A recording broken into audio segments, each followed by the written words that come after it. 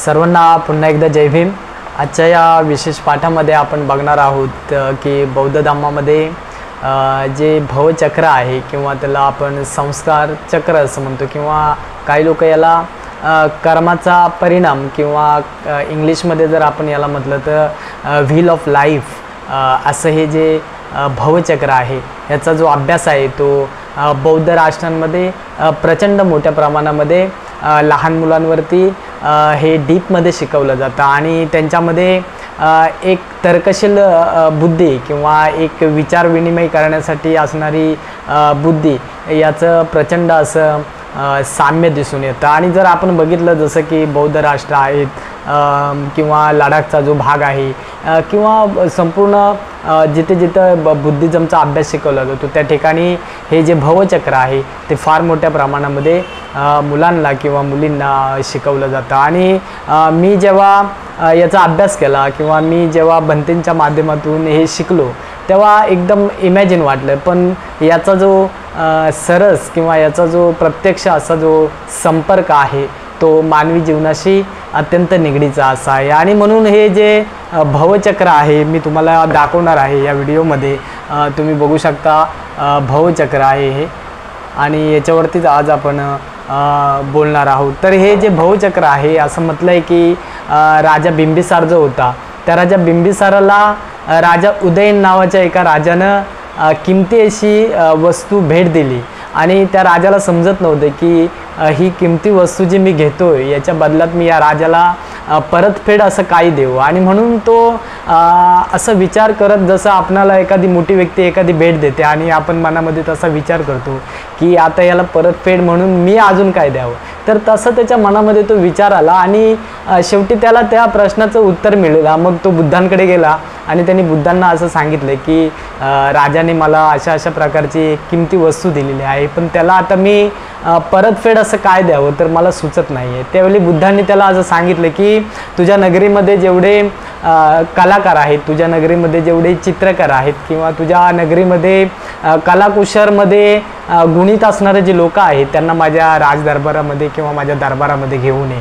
आणि बुद्धांनी त्या जे चित्रकार होते त्यांना एक उत्कृष्ट असे चित्र बनवायला सांगितलं आणि त्यांच्यातल्याच एका कलाकाराने किंवा चित्रकाराने हे जे भवचक्र आहे याची निर्मिती केली। आणि हे भवचक्र ज्यावेळी राजा बिंबिसाराने त्या उदयनराजाला दान दिलं त्यावेळी त्याने या चित्राच्या माध्यमातून किंवा या चित्राचा जो सारांश आहे किंवा या चित्रामध्ये कशा कशा प्रकारे मानवी मनामध्ये मनाच्या माध्यमातून उलाढाल होते किंवा कशा कशा प्रकारे कर्म घडून येतात आणि मानवी जी मनाची जी अवस्था आहे ती कशा प्रकारे घडून येते याचं उत्तम असं उदाहरण या चित्रामध्ये त्या चित्रकाराने मांडलेलं आहे। आणि म्हणून हे जे चित्र आहे ते मानवी मनाचा एक आरसा आहे किंवा हे जे चित्र आहे ते मानवी मन घडवण्यासाठी उपयुक्त असं आहे। आणि म्हणून प्रत्येक विहारांमध्ये प्रत्येक बुद्धिझम शिकवला जातो त्या शाळांमध्ये किंवा जिथं जिथं बुद्धिझमच्या माध्यमातून अशा प्रकारे धम्माचा प्रचार आणि प्रसार केला जातो त्या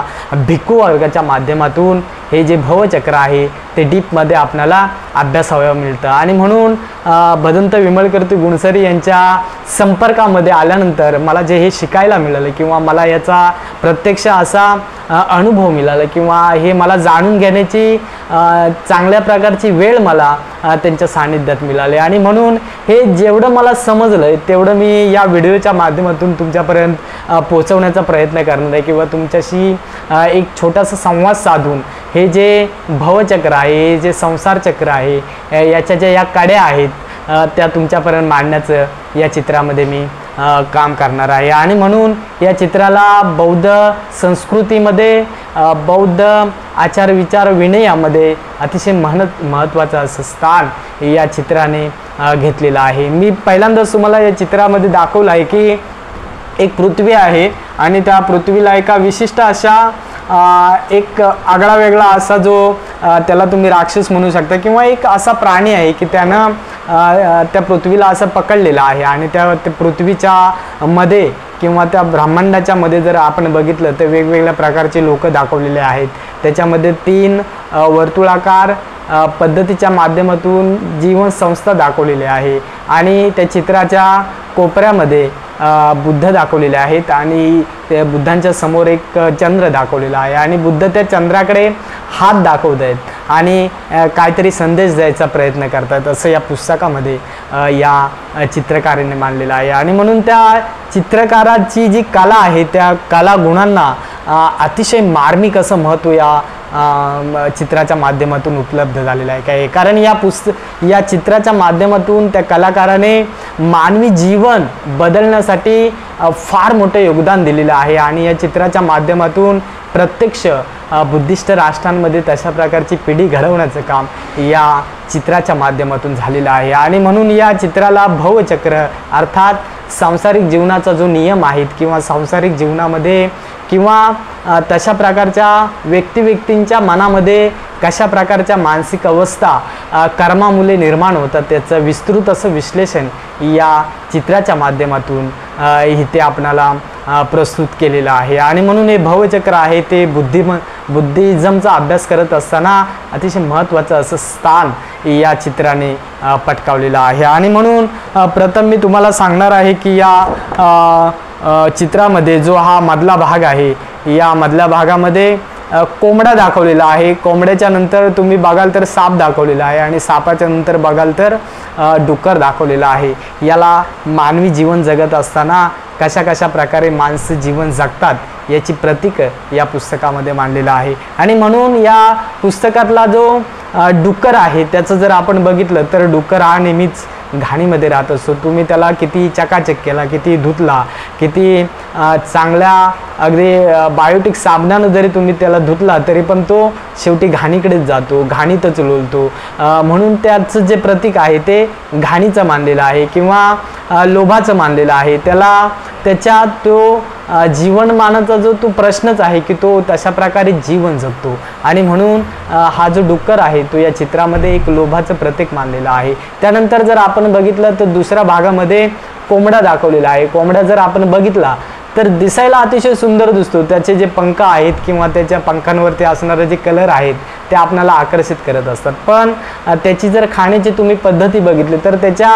हातामध्ये प्रत्यक्ष मोठा ढीग असतो. म्हणजे तुम्ही समजा चणे टाकले किंवा एखादं धान्य टाकलं तर प्रत्यक्ष त्याच्या हातामध्ये मात्र आहे पण त्याचं जे लक्ष असतं ते पुन्हा एकदा समोरच्या दुसऱ्या एखाद्या दाण्याच्या ढिगाऱ्याकडे असतं किंवा दुसऱ्या एकदा अजून काही दुसरं दिसतंय का याच्याकडे असतं. आणि म्हणून तो बघा क्षणामध्ये डोकं वरती करतो पुन्हा खाली चोच मारतो, डोकं वरती करतो पुन्हा खाली चोच मारतो. आणि म्हणून या चित्रामध्ये त्या चित्रकाराला असं सांगायचं आहे की मानवी मनामध्ये देखील अशा प्रकारच्या व्यक्ती आपणाला आढळून येतात.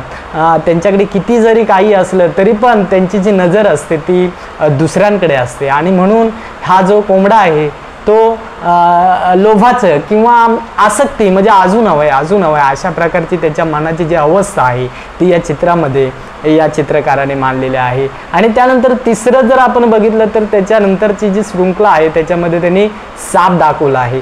सापाला जर आपण बघितलं तर आपण त्याच्याबद्दल अज्ञान असतो. तो विषारी आहे की चावतो का विषारी नाही किंवा तो मऊ त्याचा जो स्वभाव आहे तो आपणाला माहीत नसतो. पण जसं तुम्ही त्याच्या जवळ जाता तो त्याचं जे शरीर आहे ते संपूर्ण असं आकुंचन करतो आणि एका क्षणामध्ये जेवढं त्याचं शरीर आकुंचन झालंय तेवढ्याच प्रमाणामध्ये तो फोर्सने पुढे येतो किंवा तुम्हाला चावण्यासाठी उडी मारण्याचा प्रयत्न करतो आणि आपल्या शरीरातलं जे विष आहे ते तुमच्यावरती फेकण्याचा प्रयत्न करत असतो. असंच या चित्राच्या द्वारे ते चित्रकाराला सांगायचं आहे की मानवी जीवन जगत असताना अशाच प्रकारच्या लोभी व्यक्ती असतील, दुसऱ्याचा द्वेष करणाऱ्या व्यक्ती असतील, आपल्या द्वेषामुळे दुसऱ्याचं नुकसान करणाऱ्या व्यक्ती असतील, आपल्या पद प्रतिष्ठा मान सन्मान याचा एखाद्यानं चुकून असा समजा शब्द जरी काढला तरी त्यांच्या मनामध्ये तशा प्रकारची अवस्था निर्माण होते असं या चित्रकाराला या चित्रामध्ये दाखवायचं आहे. आणि म्हणून या तिन्ही जर आपण प्राण्यांची किंवा तिन्ही जर या प्रतीकांचं जर आपण बघितलं तर कोंबड्याची जी शेपूट आहे ते डुकराच्या तोंडामध्ये आहे आणि डुकराचं जे शेपूट आहे ते सापाच्या तोंडामध्ये आहे. आणि म्हणून ही जी श्रंखला आहे मधली श्रंखला आहे ती तशाच प्रकारे पुढे पुढे पुढे पुढे पुढे चालू ठेवत किंवा चालू राहत असते. आणि म्हणून अतिशय मार्मिक असं जे हे उदाहरण आहे या चित्रकारानं असं सांगितलेलं आहे की ही जी तीन शृंखला आहेत किंवा ही जे तीन मानवी मनाचे स्वभाव आहेत ते एकमेकाला जकडून ठेवतात, पकडून ठेवतात. आपलं जे सामर्थ्य आहे ते टिकून राहावं यासाठी एकमेकाच्या हातामध्ये एकमेकाचा हात घालून अशा प्रकारची शृंखला तयार करण्याचं काम करत असतात. आणि म्हणून हा जो आहे तो मानवी दुःखाचा उत्पत्तीचा प्रथम असा जो भाग आहे तो या चित्राच्या माध्यमातून या चित्रकाराने मांडलेला आहे. त्यानंतर जर आपण दुसऱ्या चित्रामध्ये बघितलं तर तुम्ही या ठिकाणी बघू शकता, एका ठिकाणी तुम्हाला हा पांढरा भाग दिसतोय आणि एका ठिकाणी तुम्हाला हा ब्लॅक भाग दिसतोय. याचाच अर्थ या ठिकाणी असा आहे की जो पांढरा भाग आहे तो पांढरा भाग खालून अशा प्रकारे वरती जातोय आणि जो ब्लॅक भाग आहे तो वरतून अशा प्रकारे खाली येतोय. म्हणून या भागाला अतिशय दुसरं जे महत्त्व आहे ते अतिशय महत्त्वाचं आहे. या भागामध्ये जो व्हाईट भाग तुम्हाला दाखवला गेलेला आहे ते चांगल्याचं प्रतीक मानलेलं आहे किंवा तो एक कुशल किंवा चांगल्या लोकांचा एक समूह आहे असं दाखवलेलं आहे. आणि जो तुम्हाला जो ब्लॅक भाग दिसतोय तो अकुशल किंवा जे लोक वाईट प्रकारची कामं करतात किंवा जी लोक दुसऱ्यांचं ऐकूनच घेत नाही किंवा जी लोक नेहमीच भांडत बसत असतात अशा प्रकारे अकुशल लोक आणि कुशल लोक या दोन व्यक्तींचा समूह या चित्रामध्ये दाखवलेला आहे. आणि त्यानंतर जर आपण बघितलं तर तिसरा भाग जो महत्त्वाचा आहे तो तुम्ही या ठिकाणी पाहत आहात. या ठिकाणी 6 प्रकारचे लोक दाखवलेले आहेत. या 6 प्रकारच्या लोकांमध्ये जर आपण बघितलं तर पुन्हा 2 भाग आहे. तिथून तुम्ही बघितलं तर मनुष्य आहे, इथे देवता आहे आणि इथे असुर आहे. हे 3 लोक जे आहेत ते वरचा भाग मानलेला आहे आणि जे 3 खालचे लोक आहेत ते प्रेत लोक, म्हणजे शब्दाकडे जाऊ नका तर त्यांचं मर्म जाणून घ्या. प्रेत लोक दाखवलेत, त्यानंतर नरक लोक दाखवलेत आणि त्यानंतर मनुष्य लोक किंवा मनुष्य नाही तर त्याला आपण बोलतो की प्रेत लोक, असुर आणि म्हणजे तिसरा भाग जर मी तुम्हाला सांगितला तर पशु लोक असा हा 3 भागांचा जो खालचा भाग आहे. आणि म्हणून याच्यामध्ये जे वरचो 3 व्यक्ती आहेत ते अतिशय महत्त्वाची भूमिका बजावत असतात. आपण जर बघितलं तर प्रत्यक्षात देवलोक या शब्दाचा या ठिकाणी मला तुम्हाला अर्थ किंवा या चित्राचा जो खरा अर्थ तुम्हाला सांगायचा आहे तर चांगल्या लोकांचा समूह किंवा कुशल लोकांचा समूह किंवा जे लोक चांगल्याचंच आचरण करतात किंवा त्यांच्यामध्ये पुन्हा या जीवनचक्रामध्ये माझे काय राहिली किंवा मला अजून काय करायचं होतं किंवा मला अजून हवं होतं अशा प्रकारचे त्यांच्या मनामध्ये कोणती आसक्तीच राहत नाही. अशा प्रकारे विशुद्धी म्हणजे ज्यांनी आपल्या मनावरती चांगल्या प्रकारे नियंत्रण ठेवलेलं आहे किंवा आपल्या मनामध्ये आपल्या कुशल कर्माच्या माध्यमातून आपली जी वैचारिक पातळी आहे किंवा आपली जी मानसिक स्थिती आहे ती अतिशय मजबूत ठेवलेली आहे. आणि म्हणून हे लोक जे आहेत ते चांगल्या लोकांमध्ये, म्हणून त्यांना आपण देव लोक असं म्हणतो, ते नेहमी चांगला विचार करतात, इतरांच्या भल्यासाठी येणाऱ्या पिढीसाठी देखील ते चांगलंच करण्याचा प्रयत्न करत असतात. आणि म्हणून या लोकांना या ठिकाणी देव लोक असं म्हटलेलं आहे. त्यानंतर जर आपण बघितलं असुर लोक, या शब्दाचा अर्थ असा आहे की त्यांच्यामध्ये देवलोकांसारखा पैसा, प्रतिष्ठा, मान, पद सगळं काही सेम असतं, पण हे लोक एखाद्या पद प्रतिष्ठेसाठी किंवा अजून काहीतरी मिळावं किंवा ते जे देवलोक व्यक्तीकडे आहेत ते मला मिळावं अशा प्रकारची भावना मनात ठेवून हत्या करून घेणे किंवा स्वतः नाही पण तशा प्रकारे विचार पेरून इतरांकडून तशी कामे करून घेणं अशा प्रकारची मानसिक अवस्था या लोकांची झालेली असते. आणि म्हणून आपण बघितलं तर राजकारणामध्ये, समाज मानवामध्ये, समाज जीवनामध्ये अशा प्रकारच्या व्यक्ती या आपणाला दिसून येतात. एखाद्या विशिष्ट पद, प्रतिष्ठा, पैसा किंवा ती जागा आपणाला मिळावी या हेतून विशिष्ट प्रकारे वेगळ्या प्रकारचा मार्ग अवलंबून ते मिळवण्याचा प्रयत्न करत असतात. आणि म्हणून अशा लोकांना या ठिकाणी असुर लोक असं म्हटलेलं आहे. आणि तिसरा जो महत्त्वाचा असा भाग आहे त्याला मनुष्य लोक असं म्हटलेलं आहे. आणि म्हणून हा जो मनुष्य लोक आहे यामध्ये या चित्रामध्ये असं सांगितलेलं आहे की सर्वात जास्तीत जास्त लोक जे जीवन जगण्याचा प्रयत्न करत असतात ते या मनुष्य लोकामध्ये असतात. या मनुष्य लोकाचा जर आपण विचार केला तर मनुष्य आपल्या जीवनासाठी आपण जर बघितलं तर त्याच्या मनामध्ये ज्या इच्छा असतात, आकांक्षा असतात किंवा ज्या गरजा आहेत त्यांच्यासाठी अतोनात असे परिश्रम करत असतो.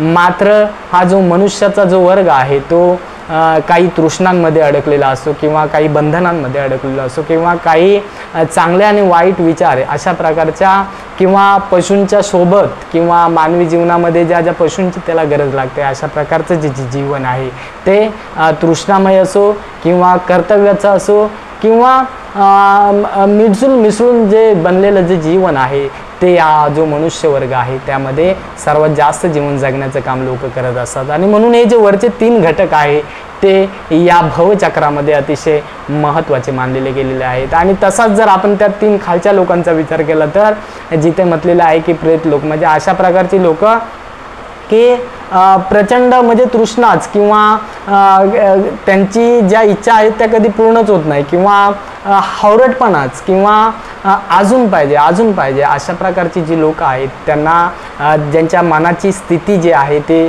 पूर्णत्वाकडे गेलेली नाही अशा लोकांना या ठिकाणी प्रेत लोक असं म्हटलेलं आहे. आणि सर्वात महत्त्वाचे जे आहे ते नरक लोक ज्याला आपण म्हणतो ते जर आपण बघितलं तर प्रत्यक्ष म्हणजे त्यांचा जो मेंदू आहे किंवा त्यांची जी मानसिक स्थिती आहे ते अतिशय शून्यावत किंवा चालनाच नाही किंवा एकदम असं म्हणतो आपण एखादी टाकाऊ वस्तू जशी असते की तिचा काय उपयोगच होत नाही अशा प्रकारच्या लोकांचा जो समूह आहे त्यामध्ये प्रचंड व्यसनाधीनता असेल, त्यामध्ये प्रचंड द्वेष असेल, त्यामध्ये प्रचंड म्हणजे तुम्ही त्यांना माणूस या नजरेने बघतच नाही अशा प्रकारच्या लोकांचा जो एक समूह आपल्याला दिसतो या समूहाला या ठिकाणी नरक लोक असं म्हटलेलं आहे. आणि जो तिसरा भाग आहे यामध्ये त्याला आपण पशु लोक असं म्हणतो. यामध्ये विविध प्रकारचे आपल्याला पशु आढळतात किंवा विविध प्रकारे पशु कधी कधी भयभीत होतात किंवा अशा प्रकारच्या लोकांचा समूह की ते पशूंचा उपयोग आपल्या वैयक्तिक स्वार्थासाठी किंवा वैयक्तिक कामांसाठी करून घेतात. आणि या अशा प्रकारच्या पशूंमध्ये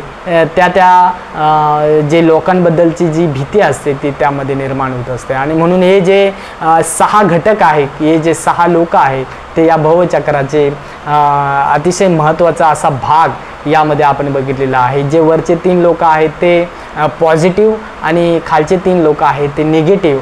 आणि दुसरा जो भाग आहे त्यामध्ये कुशल व्हाईट भाग आणि अकुशल जो ब्लॅक भाग. आणि त्याच्या इंटरनल भागामध्ये आपण बघितलं तर कोंबडा, डुक्कर आणि साप अशा प्रकारचा हा जो समूह आहे, अशा प्रकारचं हे जे भवचक्राचं ब्रह्मांड आहे ते आपण आपल्या जीवनामध्ये नेहमीच बघत असतो किंवा तशा प्रकारच्या लोकांचा समूह आपण बघत असतो. आणि म्हणून या समूहांमध्ये त्यांच्या अंतर्मनातून निर्माण होणाऱ्या ज्या क्रिया आहे, जी कर्म आहे याच्यामधून ते पॉझिटिव्ह एनर्जी आणि निगेटिव्ह एनर्जी याचा नेहमीच उत्पत्ती करत असतात. आणि त्या सकारात्मक किंवा त्या नकारात्मक भावनेतून निर्माण होणारी जी कर्म आहेत ती त्यांना एक तर चांगल्या मार्गाकडे घेऊन जात असतात, एक तर अकुशल मार्गाकडे घेऊन जात असतात. आणि म्हणून त्याच्यातून निर्माण होणारी सुख दुःखाच्या ज्या लहरी आहेत ते या संपूर्ण या ब्रह्मांडांमध्ये ते जाणवत असतात किंवा त्यांना तशा प्रकारची ती स्थिती जी मनाची जी अवस्था आहे ती ते उत्पन्न करण्याचा प्रयत्न करत असतात. आणि सर्वात महत्त्वाचा भाग या चित्रामध्ये जर तुम्ही पाहत असाल तर अतिशय महत्त्वाचा असा आहे. या ठिकाणी या चित्राच्या ज्या शेवटच्या कड्यामध्ये जर आपण बघितलं तर या ठिकाणी दाखवलेलं आहे की अविद्या, संखारा, विज्ञान, नामरूप, षडायतन, वेदना, स्पर्शानंतर आपण बघितलं तर उपादानंतर आपण बघितलं तर जातीनंतर आपण बघितलं तर भव आणि पुन्हा एकदा जरा मरण. अशा प्रकारची ही जी कडी आहे ती मानवी जीवनामध्ये आपल्याला पाहायला मिळते किंवा या चित्राच्या माध्यमातून त्या संपूर्ण म्हणजे जन्मापासून ते मृत्यूपर्यंतची जी श्रृंखला कशा प्रकारे पुढे चालते ते या चित्रामध्ये या चित्रकाराने दाखवलेलं आहे. आणि म्हणून याचा जो पहिला भाग आहे तो आपण बघणार आहोत तो म्हणजे अविद्येचा जो मूळ हेतू जो आहे. आपण जर बघितलं तर महात्मा फुल्यांचं देखील एक पुस्तक आहे, त्या पुस्तकामध्ये त्यांनी लिहिलेलं आहे की अविद्येमुळे कशा प्रकारे लोकांचं नुकसान होतं आणि अविद्येमुळे कसे लोक मागे राहिले जातात याचं मूर्तिमंत उदाहरण आपणाला जर आपण बघितलं तर महात्मा फुलेने आपणाला सांगितलेलं आहे. आणि म्हणून विद्येविना मती गेली, मतीविना गती गेली, गतीविना नीती गेली, नीतीविना वित्त गेले, वित्ताविना शूद्र खचले, एवढे अनर्थ एका अविद्येने केले. आणि म्हणून ज्याच्या आयुष्यामध्ये अज्ञान असतं, ज्याच्या आयुष्यामध्ये संसाराला जाणून घेण्याची इच्छा नसते, ज्याला अज्ञान हे सर्व सुख असं वाटते, अशा प्रकारच्या व्यक्ती ज्या वातावरणामध्ये राहतात, ज्या वातावरणामध्ये तशा प्रकारचा विचार आत्मसात करतात, ते लोक अज्ञानी राहतात, ते लोक अविद्येने भारावून जाऊन स्वतःचं प्रचंड मोठं नुकसान करत असतात. आणि म्हणून या सांसारिक जीवनामध्ये जगत असताना अविद्येचा नाश करणं किती महत्त्वाचं आहे हे महात्मा फुल्याने देखील आपल्या विचारातून सांगितलेलं आहे. आणि तोच विचार हा जो चित्रांच्या माध्यमातून त्या चित्रकाराने कित्येक वर्षापूर्वी मांडलेला आहे, तो आज देखील आपणाला अभ्यासावासा वाटतो, किंवा तो आज देखील आपणाला या युगामध्ये एक जगण्याची नवीन दिशा दाखवण्याचं काम करत असतो. आणि म्हणून त्याच्यामध्ये दुसरा भाग जो आहे तो संखारा म्हणजे संस्कार, म्हणजे ज्या वातावरणामध्ये आपण वाढतो, ज्या वातावरणामध्ये आपली वाटचाल होते, ते संस्कार आपल्या या शरीरावरती आणि मनावरती घडत असतात. आणि म्हणून या अविद्येमध्ये या चित्रकाराने एका आंधळ्या व्यक्तीचं चित्र दाखवलेलं आहे. त्याला जसं एखादी गोष्ट दिसत नाही आणि तो पाडण्याच्या भीतीमध्ये असतो, ते अविद्येचं प्रतीक आहे असं त्याने म्हटलेलं आहे. त्यानंतर तर दुसरं असं आहे की विज्ञान म्हणजे निसर्गाच्या माध्यमातून जे पंचतत्व आहेत, त्या पंचतत्वांच्या माध्यमातून निर्माण होणारी किंवा परिवर्तनशील किंवा बदलत जाणाऱ्या ज्या गोष्टी आहेत त्याला विज्ञान असं म्हटलेलं आहे. आणि यामध्ये एका माकडाचं उदाहरण दिलेलं आहे. एखादं माकड जसं ह्या झाडावरून त्या झाडावर, त्या झाडावरून या झाडावर क्षणामध्ये उड्या मारत असतं, तसंच आपलं मन आहे ते देखील क्षणाला बदलत असतं, क्षणाला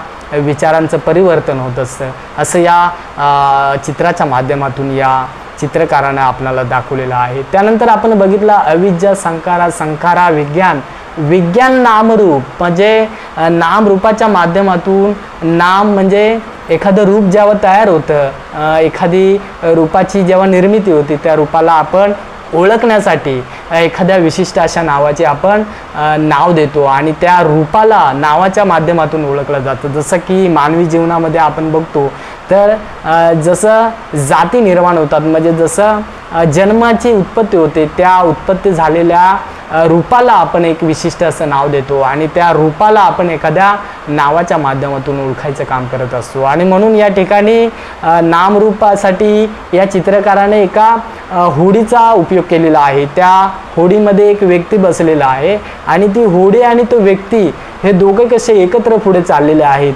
म्हणजे ते जी नाव आणि नाव चालवणारा जो नावी किंवा जो नाव चालवणारी व्यक्ती आहे, त्या दोघांचा समूह कसा पुढे जातो याचं मूर्तिमंत उदाहरण या चित्रकाराने या ठिकाणी आपणाला दाखवलेलं आहे. त्यानंतर आपण चौथा भाग या ठिकाणी बघणार आहोत, तो अविद्या, संखारा, विज्ञान नामरूप शाळायतन, म्हणजे ज्यावेळी एखादं रूप तयार होतं त्याला आपण नाव देतो आणि त्या नाम आणि रूपाच्या माध्यमातून एकमेकांचा जो स्पर्श आहे किंवा एकमेकांचं जे षडायतन आहे ते खेचलं जातं. ते कसं होतं तर जे आपले हे 5 पंचेंद्रिय आहेत, जसं की कान आहे, डोळा आहे, नाक आहे, त्वचा आहे आणि सर्वात महत्त्वाचं जे हे मन आहे, हे जे पंचतत्व आहेत, ही जे 5 इंद्रिय आहेत ते एकत्र येऊन एखाद्या विशिष्ट प्रकारचा जो आहार आहे तो आहार खेचण्याचं काम करत असतात. कानाने जर का चांगलं ऐकलं तर त्याचा आपण पॉझिटिव्ह उपयोग करतो, कानाने जर का वाईट ऐकलं तर त्याच्या आपल्या शरीरावरती, आपल्या मनावरती वाईट परिणाम होतो. आणि म्हणून हे 5 इंद्रिय आहेत ते आपल्या शरीरासाठी आहार खेचून आणायचं काम करत असतात. आणि म्हणून या चित्रामध्ये किंवा या ब्रह्मांड जीवन जगत असताना किंवा या भवचक्रामध्ये अशा प्रकारची वाटचाल करत असताना या पंचेंद्रियांचं किंवा या षडायतन, या 6 इंद्रियांचं किती महत्त्वाचं स्थान आहे हे या चित्रकाराने या ठिकाणी सांगितलेलं आहे. आणि त्यानंतर आपण बघितलं षडायतन, अविद्या, संखारा, विज्ञान नामरूप षडायतन फस, म्हणजे ज्यावेळी अशा प्रकारचा आहार निर्माण होतो त्यावेळी तो एखाद्या स्पर्शाकडे जातो. आणि आपण बघितलं मानवी जीवनामध्ये स्पर्शाची निर्मिती झाल्यानंतर पुन्हा एकदा वेदनेची निर्मिती होते आणि वेदनेमध्ये त्या चित्रकाराने एक बाण दाखवलेला आहे की तो एखाद्या व्यक्तीच्या डोळ्याला लागताना असं दाखवलेलं आहे. आणि म्हणून त्याच्यातून निर्माण होणारे जे वेदना आहे, जो स्पर्श आहे तो किती भयानक असतो, घातक असतो याचं उदाहरण या ठिकाणी मानलेलं आहे. आणि त्यानंतर वेदनेनंतर तृष्णेची निर्मिती होते आणि तृष्णा हा जो भाग आहे तो या भवचक्रामध्ये अतिशय महत्त्वाचे असे स्थान मानलेलं आहे। कारण प्रत्येक तृष्णेच्या माध्यमातून नवीन तृष्णेची निर्मिती होते आणि एखाद्या तृष्णेची एक शृंखला तुम्ही उलटून पुढे गेलात तर त्याची अधोगतीकडे जायचा मार्ग निर्माण होतो किंवा त्या तृष्णेचा घात होतो किंवा ती तृष्णा तुम्ही एखाद्या विशिष्ट अशा ज्याला प्रतित्य समुत्पाद असं म्हटलेलं आहे बुद्धाने की एक विशिष्ट अशी पातळी जर का माणसाने ओलांडली तर त्याचा होणारा परिणाम हा नकारात्मक असतो किंवा त्याचे होणारे परिणाम हे घातक असतात। याचं प्रत्यक्ष उदाहरण या ठिकाणी या चित्रकाराने मांडलेलं आहे आणि म्हणूनच त्यानंतरची जी परिस्थिती उद्भवते त्याला आपण म्हटलं आहे की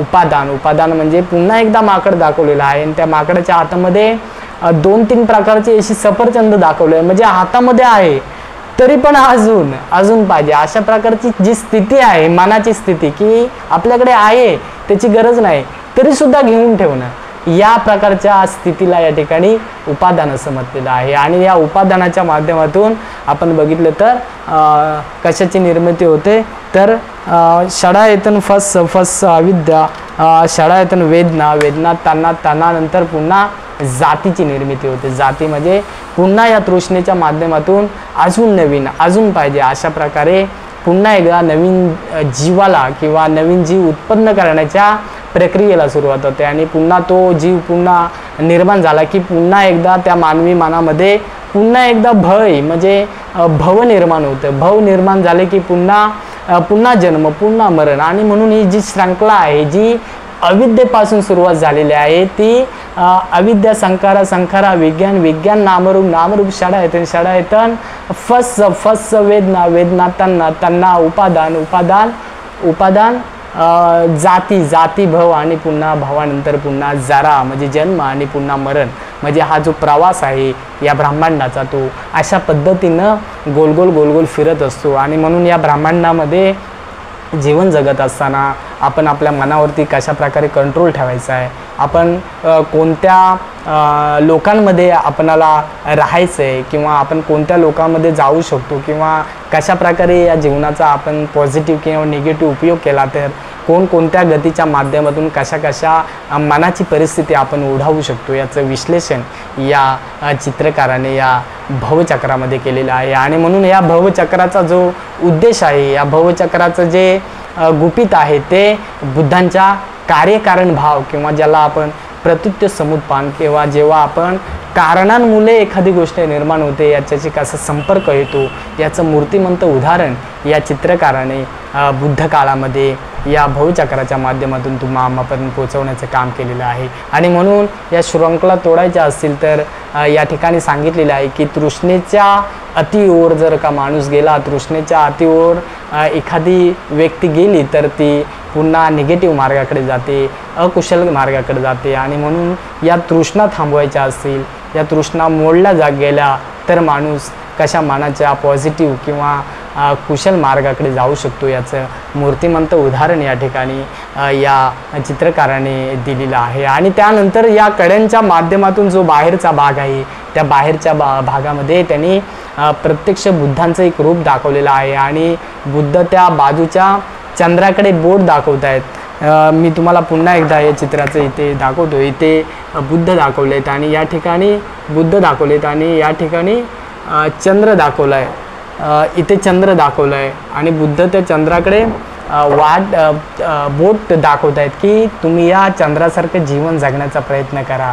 चंद्र म्हणजे काय आहे तर चंद्र म्हणजे ज्याच्यावरती कशाही प्रकारचा डाग नाही आहे, जो निष्कलंक आहे, ज्याचं सानिध्य जे आहे ते डागरहित आहे किंवा त्याला कशाही प्रकारे डाग लागलेला नाही आहे। आणि म्हणून या चंद्राच्या सारखं हे चंद्राचं जे प्रतीक आहे तर तुम्ही तुमच्या आयुष्याचा एक भाग बनवा आणि पंचशिलांच्या माध्यमातून, अष्टशिलांच्या माध्यमातून किंवा मी सांगितलेला जो जीवन मार्ग आहे ज्याला त्यांनी या जीवनचक्राला धम्म असं म्हटलेलं आहे, या धम्माच्या मार्गावरती जर का हे संपूर्ण जे ब्रह्मांड आपण पाहिलं, हे वेगवेगळ्या प्रकारची जी लोकं आपण पाहिली, त्यांनी जर तशा प्रकारे त्या ठिकाणी वाटचाल केली तर ते या चंद्रासारखं जीवन जगू शकतात। आणि म्हणून या चंद्रालाच किंवा या अशा प्रकारच्या जगण्याला किंवा अशा प्रकारच्या निर्माणावरला जगण्याला त्यांनी निर्वाणाचा मार्ग असं सांगितलेला आहे। आणि म्हणून हा मार्ग एवढा सोपा नाही आहे की तो कोणालाही मिळू शकतो, पण त्या मार्गाप्रमाणे चालण्याचा जर का तुम्ही प्रयत्न केला तर तुम्ही जीवनामध्ये यश संपादन करू शकता। जीवनामध्ये आपल्या पॉझिटिव्ह मनाच्या माध्यमातून तुम्ही शांतीचा अनुभव घेऊ शकता। आणि म्हणून हे जे भवचक्र आहे ते बुद्धिस्ट राष्ट्रांमध्ये, बौद्ध संस्कृतीमध्ये किंवा बुद्धिझमचा अभ्यास करत असताना एक मानवी मनाचा बेस म्हणून आपण त्याच्याकडे अभ्यासाच्या हेतूने पाहिलं पाहिजे, असं या चित्रामध्ये या चित्रकाराने मांडलेलं आहे। आणि म्हणून आपण जर बघितलं बऱ्याच साऱ्या धर्मांचा जर का आपण छोटा छोटा अभ्यास केला तर अशा प्रकारच्या लोकांच्या माध्यमातून लोकांना लुबडण्याची कामं करतात। लोकांना देवलोक वेगळा सांगून, नरकलोक वेगळा सांगून किंवा पशुलोक वेगळा सांगून त्यांच्यामध्ये वेगवेगळ्या कर्मकांडांची पैदास निर्माण करतात आणि त्या पैदासांच्या नादी माणसं लागतात आणि आपल्या आयुष्यामध्ये स्वतःहून कशाप्रकारे दुःख ओढावून घेतात।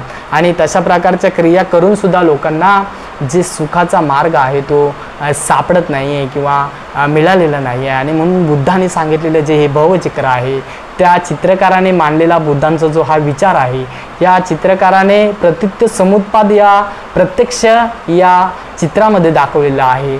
या कार्यकारण भावाच्या माध्यमातून माणसं कशी अकुशल कर्म करतात आणि वेगवेगळ्या प्रकारच्या जीवनाचं अनुकरण करतात किंवा वेगवेगळ्या प्रकारचे जीवन कसं अनुभवतात, यांची मानसिक स्थिती कशी असते, हेच या चित्राच्या माध्यमातून या ठिकाणी त्या चित्रकाराने दाखवलेलं आहे। आणि म्हणून त्या चित्रकाराला देखील आपण सलाम केला पाहिजे की या विशिष्ट अशा चित्राच्या माध्यमातून माणसं कशी अकुशल कर्मातून त्यांना या अकुशल कर्मामुळेच तो राक्षस कसा पकडून आहे याचं मूर्तिमंत उदाहरण त्या चित्रकाराने या ठिकाणी दाखवलेलं आहे। आणि म्हणून हा जो राक्षस आहे तो अकुशल कर्माला जास्त करून पकडून राहतो। आणि म्हणून या अकुशल कर्माला आपल्याला तोडायचं असेल, या कड्या तोडायच्या असतील तर आपल्याला तृष्णेचा नाश केला पाहिजे। तृष्णेचा नाश नाही करता आला तर कमीत कमी आपल्या जीवनामध्ये पुण्याचा संचय म्हणजे अजून चांगलं कसं करता येईल यासाठी बुद्धाने जे महामंगल सूत्र सांगितलेलं आहे ते आपल्या जीवनामध्ये आपण अनुसरलं पाहिजे। किंवा व्यक्तींचा पराभव प्रत्यक्षात कसा होतो, युद्धामध्ये जशी शस्त्रांच्या माध्यमातून युद्ध पराभूत केले जातात तसे युद्ध न करता देखील माणसांचा पराभव कसा होतो याचं प्रत्यक्ष उदाहरण या चित्रामध्ये आपल्याला अनुभवायला मिळतं। आणि म्हणून या चित्रामध्ये दाखवलेला जो मनुष्य लोक आहे, या चित्रामध्ये दाखवलेला जो देवलोक आहे, या चित्रामध्ये दाखवलेला जो कुशल अकुशलचा जो भाग आहे तो आपल्या जीवनामध्ये आपण अभ्यासला पाहिजे आणि चांगल्याच्या मार्गाकडे गेलं पाहिजे।